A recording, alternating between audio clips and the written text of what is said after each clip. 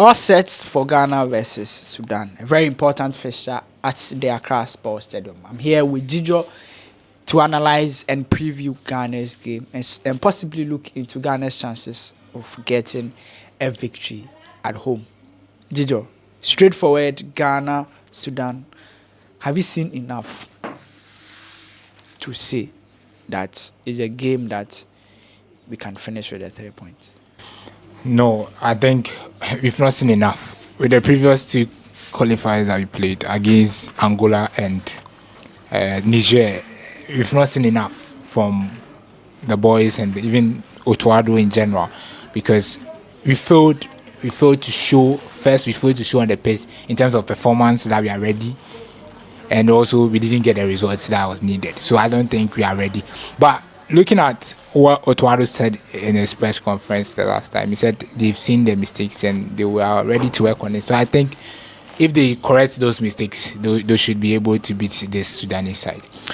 We miss Partey, but Jiku returns back. Let's look at these two players. Let's isolate both players and see how big will Partey's absence be, and also how big will bringing your man back be, like Jiku coming back. I think he's in this team and I really like him so much, but looking at his absence in that two games, it really affected us. All the two goals you considered clearly shows that it could have been prevented if he was at the back, because there were defensive errors.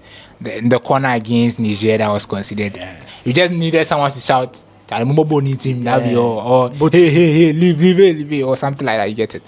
These are things that maybe someone will take a responsibility for at the back, which none of them, I think the players that were there didn't do. So his absence his absence showed in that two games that we played. Right. I think and coming back would be a crucial one for the Black Stars. That being said, I think Thomas Partey, on the other hand, has been crucial for us when he is fit and he's played. But most often we've played without him, and it has become a norm. So I used to not playing Thomas Partey, so I think we're not missing so much like how we missed Juku in the two previous games.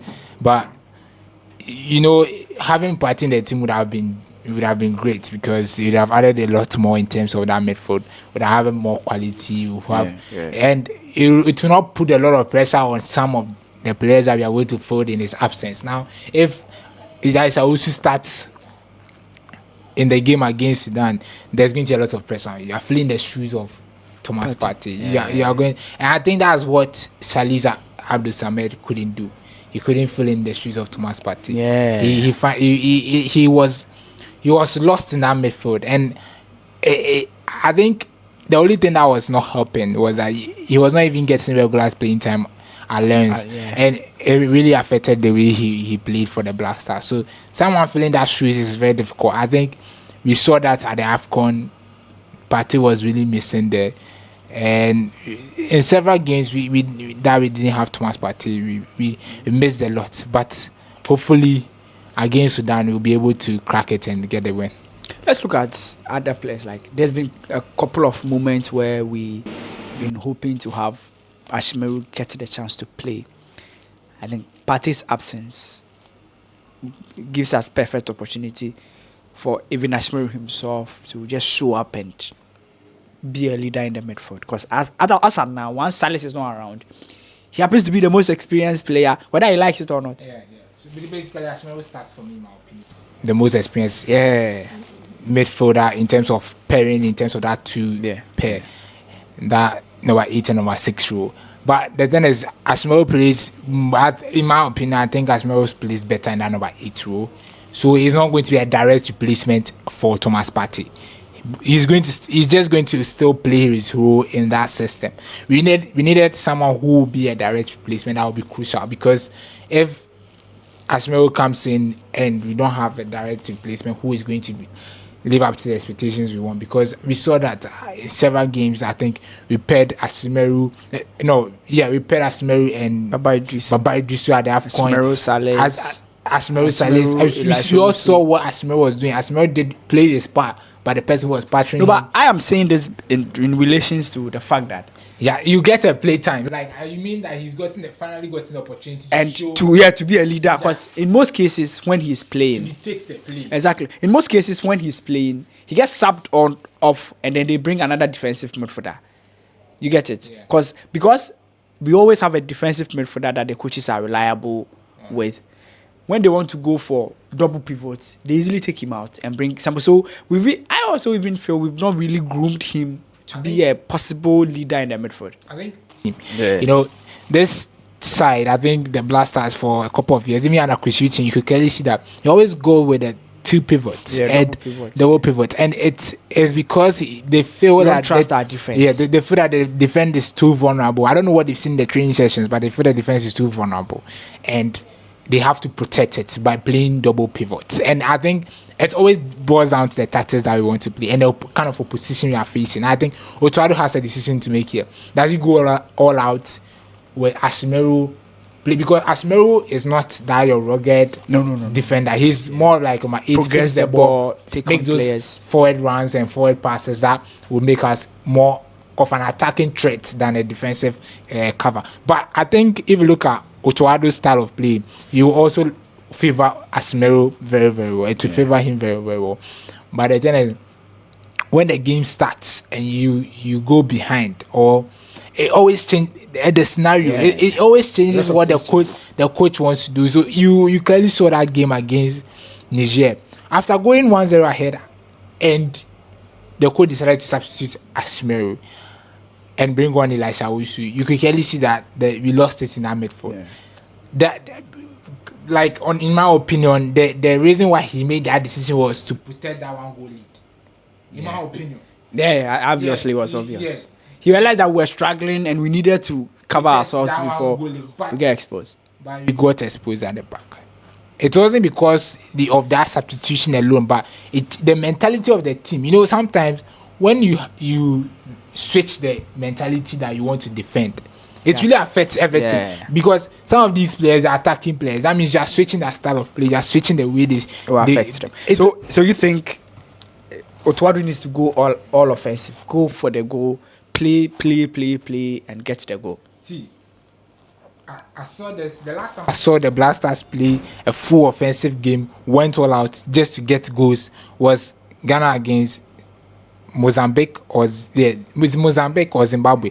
One of them, Milovan Rajova's first game back.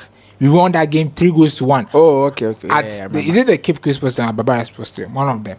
We won that game 3-1. It was full attacking from the beginning to the end. And we considered first, but we played attacking football throughout, and that is what I want us to see. But apart from that game, I've not watched the Blaster play attacking football trying to dominate from the beginning to the end. We've always been trying to be careful, trying to secure results. And I think that it's high time you bring that thing back into the team. That mentality that we are the big side. You have to be attacking from the get-go to the very end. And I think this will help our players because our players are more attacking players. Inaki is an attacking player. Kudus is an attacking player. Semenyas, they don't do...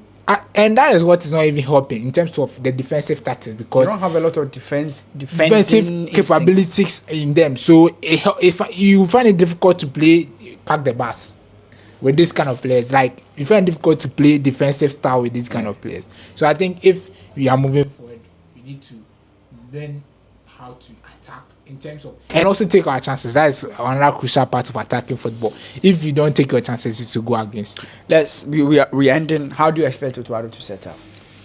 I think